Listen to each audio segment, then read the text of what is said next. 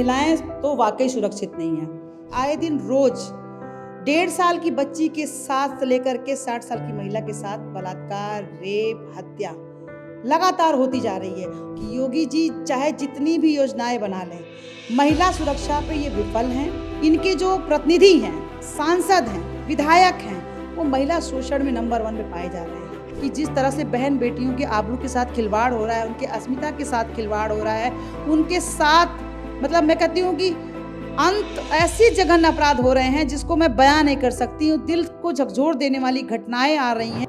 नमस्कार, स्वागत है आपका पॉलिटिकोस में। मैं हूं आपके साथ ईशांक दीक्षित। मेरे साथ आम आदमी पार्टी की प्रदेश प्रकोष्ठ अध्यक्ष, महिला प्रकोष्ठ की अध्यक्ष मौजूद हैं, नीलम यादव जी। आप महिला सुरक्षा को लेकर आवाज़ उठा रही हैं, आपने बड़े प्रदर्शन की भी बात कही, और जो सरकार है लगातार दावे और वादे करती है कि महिला सुरक्षा, हमारे जो उनका राज है उसमें महिला एकदम सुरक्षित है। और लगातार आप चाहे केंद्र की सरकार हो चाहे राज्य की सरकार हो, दोनों सरकारें दावे करती नजर आती है और आप लगातार विरोध कर रहे हैं, सवाल उठा रहे हैं कि महिला सुरक्षित नहीं है। आखिर क्या कहना चाहिए? देखिए, महिलाएं तो वाकई सुरक्षित नहीं हैं। तो मैंने अभी प्रेस कॉन्फ्रेंस किया है, उसमें मैंने आपको आंकड़ों के साथ बताया कि महिला सुरक्षा की बात करती है भारतीय जनता पार्टी, लेकिन जितनी भी इनकी योजनाएं निकली, चाहे वो मिशन शक्ति हो, चाहे वो 1090 हो, चाहे वो रोमियो स्क्वाड, जो भी इन्होंने चलाया वो सब कुछ विफल है और ये बंद कर दिए गए। और मैं यही कहूँगी कि आज जिस तरह से जनवरी से लेकर अब तक मैं सिर्फ यही निगाह करती आ रही हूँ कि आए दिन रोज 1.5 साल की बच्ची के साथ से लेकर के 60 साल की महिला के साथ बलात्कार, रेप, हत्या लगातार होती जा रही है। कोई ऐसा जिला नहीं है जिस जिले में ऐसी वारदात ना हो। तो उत्तर प्रदेश की जो सरकार है, भाजपा सरकार, अपने जो कथनी है, इनकी जो करनी है, उसमें अंतर है और जो चाल चरित्र चेहरा है वो उत्तर प्रदेश की जनता को सब दिख रहा है। और मैं फिर से यही कहूँगी कि योगी जी चाहे जितनी भी योजनाएं बना लें, महिला सुरक्षा पे ये विफल हैं, क्योंकि भारतीय जनता पार्टी जो है वो महिला विरोधी सरकार है।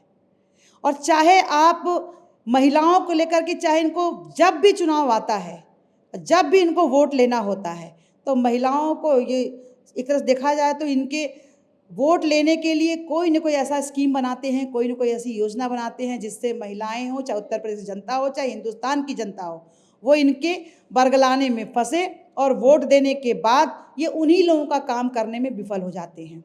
आज जिस तरह से महिलाएं, इनके जो प्रतिनिधि हैं, सांसद हैं, विधायक हैं, वो महिला शोषण में नंबर 1 पे पाए जा रहे हैं। लगातार आप देखिए कि अभी कुछ हाल दिन पहले हाईवे पे देखे गए ये लोग शोषण करते हुए, होटल में पकड़े गए। तो जब आप जनता के रक्षक बने हुए हो और जनता के बहन बेटियों का भक्षक बन जा रहे हो, तो फिर किस बात की कैसा कहाँ पे कौन सी आप सफलता हासिल किए हो? आपने कौन सा ऐसा काम कर दिया है जो महिलाओं के लिए एक मिसाल बन गया हो? तो मैं यही कहूँगी कि योगी जी, अगर अभी भी मैं कहती हूँ, आम आदमी पार्टी महिला विंग की तरफ से मैं खुद चेतावनी देती हूँ आपको कि जिस तरह से बहन बेटियों के आबरू के साथ खिलवाड़ हो रहा है, उनके अस्मिता के साथ खिलवाड़ हो रहा है, उनके साथ मतलब मैं कहती हूँ कि अंत ऐसी जघन्य अपराध हो रहे हैं जिसको मैं बयान नहीं कर सकती हूँ। दिल को झकझोर देने वाली घटनाएं आ रही हैं, हृदय विदारक घटनाएं आ रही हैं, लेकिन जो आपका जो दिल है वो नहीं पिघल रहा है। जो आपकी नींद है वो अपनी नींद से आप नहीं जाग पा रहे हो। किस आंख से आप देख रहे हो? आपका पुलिस प्रशासन जो है, चाहे वो दलित महिला हो, चाहे वो पिछड़ी महिला हो, पिछड़ी जाति की जब महिला हो, चाहे वो अल्पसंख्यक कोई महिला हो, इस तरह की जातियों की जब महिलाएं जाती हैं तो पुलिस प्रशासन उन्हें धक्के मार के बाहर निकालती है। बहुत सारी ऐसी घटनाएं आई हैं सामने। पर आप जब जनता द्वारा चुने गए आप प्रतिनिधि हो, तो आपको सबको समान तरह की एक तरह से उनको सांत्वना देना चाहिए या उनको समान तरीके का FIR दर्ज करना चाहिए। जब कोई दबाव आता है तब आप FIR दर्ज करते हो। तो मैं तो यही कहूँगी कि आपके कथनी और करनी में फ़र्क है। आपके चाल चरित्र चेहरे आपका पूरा उत्तर प्रदेश जान चुका है। आपने कहा कथनी और करनी में फर्क है, जैसा कहते वैसा नहीं करते, ऐसा आपका कहना है।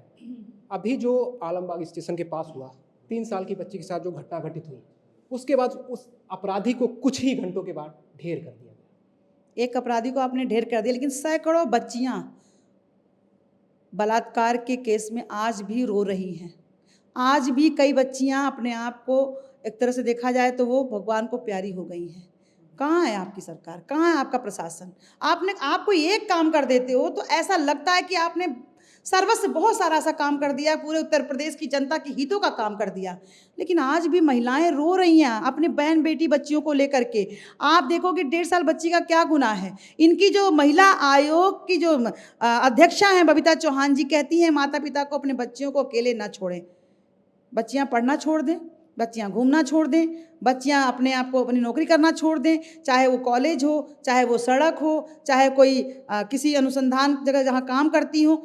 मतलब आप हर जगह से महिलाएं बंद कर दें अपने आप को जाना, लेकिन आप कुछ नहीं करोगे। मतलब अपराधी को आप अंकुश नहीं लगाओगे, अपराधियों के लिए कोई आप सजा का प्रावधान नहीं करोगे, आप छोटे छोटे बच्चियों के साथ जो गुनाह होते दोगे। अपना कुछ भी आपका योगदान नहीं है, सिर्फ माता पिता अपने बच्चियों को बाहर ना भेजें। ये कौन सा लॉजिक है भाई? शर्म आती है मुझे ऐसे बयान बबीता चौहान जी देती हैं। महिला आयोग का क्या दायित्व है? महिला आयोग का दायित्व है कि महिलाओं की सुरक्षा पे अलग अलग योजनाएं बनाई जाएं, उनकी सुरक्षा की जाए, और अगर उससे भी नहीं हो रहा है तो कुछ नई रणनीति के तहत आप महिला सुरक्षा का कोई प्रावधान निकालें। आज पुलिस प्रशासन देखा जाए तो वो रक्षक बनते हैं, जनता की सेवक हैं, लेकिन वही जो रक्षक हैं वो भक्षक बने हुए हैं। कितनी महिला पुलिसकर्मी इसके चौहान की आपने बात कही, बबीता चौहान लगातार अभी देखा जाता है लगातार मीटिंगें कर रही हैं अलग अलग प्रदेश के अलग अलग जिलों में। अभी उन्होंने एक अस्पताल डायरेक्ट गई और उन्होंने वहाँ पे छानबीन जिस तरीके से की, उसके बाद वहाँ से उन्होंने बहुत सी जो खामियां थी उसको उजागर किया और बताया ऐसा अगर दोबारा होता है तो उन्होंने अलर्ट भी की, चेतावनी भी दी। उस पर क्या? किसकी सरकार है? आपकी सरकार में सब काम हो रहे हैं। इसका मतलब है ना कि आप रोक नहीं पा रहे हो। इसका मतलब है कि ये पूरा जो प्रशासनिक जो भी चीज़ें हैं निरंकुश हो चुकी हैं, आपके हाथ में ही नहीं है। तो आप कैसे रक्षा करोगे भाई? आप क्या नाम है, एक जगह जाते हो आप, मैं तो कहती हूँ आप हर जगह जाइए ना जहाँ भ्रष्टाचार हो रहा है। अस्पतालों में आप देखिए, अरे और तो और देखिए, एक्सरे की जो फिल्म निकलनी है वो पेपर पे दिया जा रहा है भाई। एक्सरे की जो फिल्म है वो पेपर पे छाप के दिया जा रहा है। ये इनके राज्य में हो रहा है। क्या मशीनें खत्म हो गई हैं, फिल्म खत्म हो गई, एक्सरे की फिल्म ही नहीं है आपके पास? अरे आप भ्रष्टाचार में इतना लिप्त हो चुके हो तो आपको कुछ भी दिखाई नहीं दे रहा है। मैं कहती हूँ बबीता चौहान जी को इतनी शर्मनाक बयान देने की क्या ज़रूरत है? किसी बच्ची के माता पिता ये सुन रहे हैं तो उन्हें मतलब घृणा हो रही है कि मैंने भारतीय जनता पार्टी को चुना, मैंने उन्हें वोट दिया, और इसलिए वोट दिया कि हमारा हिंदुस्तान, हमारा उत्तर प्रदेश इससे सुरक्षित रहेगा। लेकिन मैंने फिर कहा कि मैं कथनी और करनी में फ़र्क है, और इनके चाल चरित्र चेहरा जो है वो भारत की महिलाओं को, उत्तर प्रदेश की महिलाओं को पता चल चुका है। आने वाले समय में यही महिलाएं सड़क पे उतरेंगी। जिस तरह से घटनाएं घटित हो रही हैं, हृदय विदारक घटनाएं हो रही हैं, शर्म आती है मुझे भारतीय जनता पार्टी के जो महिला पदाधिकारी हैं या फिर सांसद हैं, विधायक हैं, इनके मुंह से एक शब्द भी महिला सुरक्षा पे नहीं निकलता है। क्यों नहीं निकलता? क्या आप महिला नहीं हैं? आपके सीने में दिल नहीं है? तो मैं यही कहूँगी कि जितने नारे आपके हैं वो सब विफल हो चुके हैं। कि बहुत हुआ महिलाओं पर अत्याचार, अब की बार भाजपा सरकार बेटी बचाओ बेटी पढ़ाओ, महिला सशक्तिकरण पे, स्वावलंबन, दुनिया भर के आपने महिलाओं पर आपने योजना बनाई, लेकिन आप महिला विरोधी सरकार हैं। भारतीय जनता पार्टी, मैं फिर कहती हूँ कि भारतीय जनता पार्टी महिला विरोधी सरकार है, और महिलाओं के साथ जो अस्मिता के साथ खिलवाड़ हो रहा है उन पे इनकी कोई भी कुछ भी, मैं कहता हूँ कि एक शब्द भी इनके मुंह से नहीं निकलता है। तो मैं आज से खुद ऐलान कर रही हूँ कि आम आदमी पार्टी महिला विंग जो है लगातार कल तो प्रदर्शन करेगी और बड़ा आंदोलन भी करने के बारे में सोचूंगी। आप एक महिला हैं, महिला की बात भी करती हैं। 2027 चुनाव नज़दीक है, आपकी सरकार बनती है, एक ऐसा कोई कानून जो सभी महिलाओं के लिए बराबर है, या ऐसा कोई कानून जो महिलाओं के पक्ष में हो, पूरा एक ऐसा कोई कानून देखिए, आप बनाना चाहते हैं? मैं तो सिर्फ एक समाज सेवक हूँ, ठीक। समाज की कुरीतियों को उजागर करूँगी। प्रशासन में जो बैठे हुए लोग हैं या शासन में जो बैठे हुए लोग हैं, उन्होंने एक तरह से हाल में ही अभी त्वरित जो फास्ट ट्रैक कोर्ट बनाया गया था कि 6 महीने के अंदर अपराधी को सज़ा मिलेगी, मुझे लगता है उस पर भी काम नहीं हो रहा है। तो सरकार जब इतने बड़ी योजना पे इतना बड़ा एक फास्ट ट्रैक कोर्ट बनाया गया, उस पर जब काम नहीं हो रहा है, तो मैं कहती हूँ कि जिस दिन आम आदमी पार्टी की सरकार बनेगी तो मैं खुद कह रही हूँ आपके सामने इस मीडिया के माध्यम से कि महिला सुरक्षा पे कोई ना कोई ऐसा बड़ा एजेंडा या बहुत बड़ा ऐसा कोई हम लोग एक कानून पास कराएंगे जिससे महिलाओं को सुरक्षा भी मिल सके, वो अपने आप को असुरक्षित ना महसूस करें।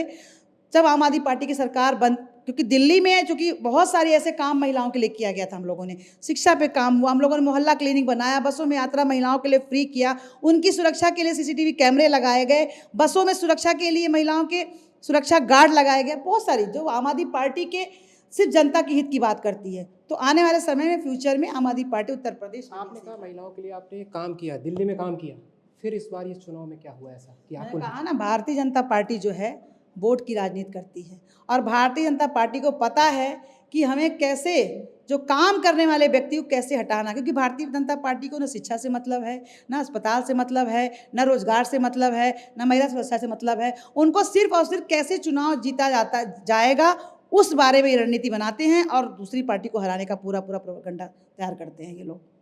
ठीक है, आपने सारी बात, अंतिम सवाल की ओर चलते हैं। अंतिम सवाल मेरा यही है, महिला सशक्तिकरण को लेकर सरकार लगातार कहती है कि हमने ये काम करवाया, वो जितने भी सारे काम योजनाएं बताती है, गिनाती है। मोदी जी के भी 11 साल पूरे हुए अपने कार्यकाल के, उन्होंने भी कई चीज़ें गिनाई, लेकिन इसके बाद आप देखेंगे तो उन्होंने रोजगार की भी बात कही। एक ऐसा गांव भी है जहां मैंने खुद जाकर रिपोर्टिंग भी की और लोगों से बात किया, तो वहां की महिलाएं जो कहती हैं कि इससे पहले जो भी सरकार थी मेरे पास रोजगार नहीं था और इस सरकार में मेरे पास रोजगार भी है। वो धूप बत्ती वगैरह का काम करती हैं और उन्होंने बताया कि मेरे पास रोजगार इस सरकार में आया। तो उन महिलाओं के लिए आप क्या कहेंगे? हाँ, बहुत सराहनीय काम किया मोदी जी ने। पूरे भारत में एक गांव में जाकर उन्होंने रोजगार दे दिया। एक गांव में, लाखों करोड़ों गांव हैं भारत में, आप वहाँ भी काम करो ना। क्या वहाँ महिलाएं नहीं प्रताड़ित हैं या वहाँ महिलाएं बेरोजगार नहीं हैं? वहाँ पे जाके काम, पूरा देश आपका है। प्रधानमंत्री नरेंद्र मोदी जी सिर्फ एक गांव में क्यों काम करते हैं, या एक गांव में काम करके बहुत बड़ा मीडिया के सामने अपने आप को मतलब हीरो बनते हैं? हाँ, ये चीज़ मैं कहूँगी ज़रूर कि बहुत बड़े जुमलेबाज प्रधानमंत्री जी हमारे हैं।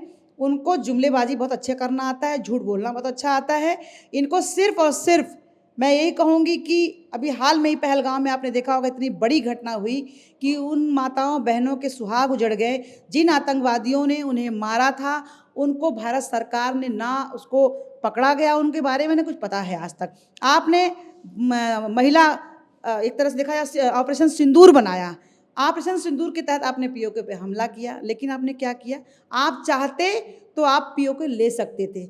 आप पाकिस्तान के नक्शे से बलूचिस्तान को हटा सकते थे, एक इंडिपेंडेंट वो बना सकते थे देश, लेकिन आपने ऐसा कुछ नहीं किया। आपने सिर्फ ट्रम्प के कहने पर, ट्रम्प के घूरने पर आपकी व्यापार नहीं होगा, ये नहीं होगा।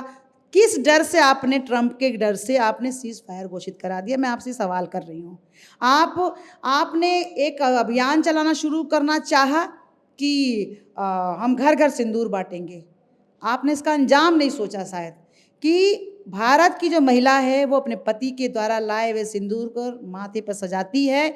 लेकिन अच्छा हुआ ये अभियान आपने रोक दिया यहीं पर, नहीं तो शायद आपके जितने मंत्री, आपके सांसद, आपके विधायक, आपके पदाधिकारी जिस घर जाते सिंदूर लेके, शायद वहाँ पे चप्पल खा के वो आते। तो अच्छा हुआ, मैं आपको धन्यवाद दूंगी कि आपने ये अभियान रोक दिया। लेकिन सिंदूर पे राजनीति मत कीजिए योगी जी, मोदी जी। सिंदूर पे राजनीति करोगे तो आप खुद उजड़ जाओगे। ठीक है, आपका बहुत बहुत धन्यवाद। मेरे साथ मौजूद थी आम आदमी पार्टी की महिला प्रकोष्ठ की प्रदेश अध्यक्षा नीलम यादव जी, जिन्होंने कई सारे सवाल छोड़े हैं। उन्होंने ऑपरेशन सिंदूर के बाद ट्रंप के आदेश पर एक सवाल छोड़ा है, उसके बाद उन्होंने और भी कई सवाल छोड़े हैं। उन्होंने महिला सुरक्षा के लेकर एक बहुत बड़ा सवाल खड़ा किया और उन्होंने आज ये भी कहा कि अगर यदि ये बात मेरी नहीं सुनी जाती तो मैं आगे और बड़ा प्रदर्शन करने की कोशिश करेंगे। मेरे साथ कैमरा पर्सन रवि, मैं ईशान दीक्षित, पॉलिटिकल्स न्यूज़, लखनऊ।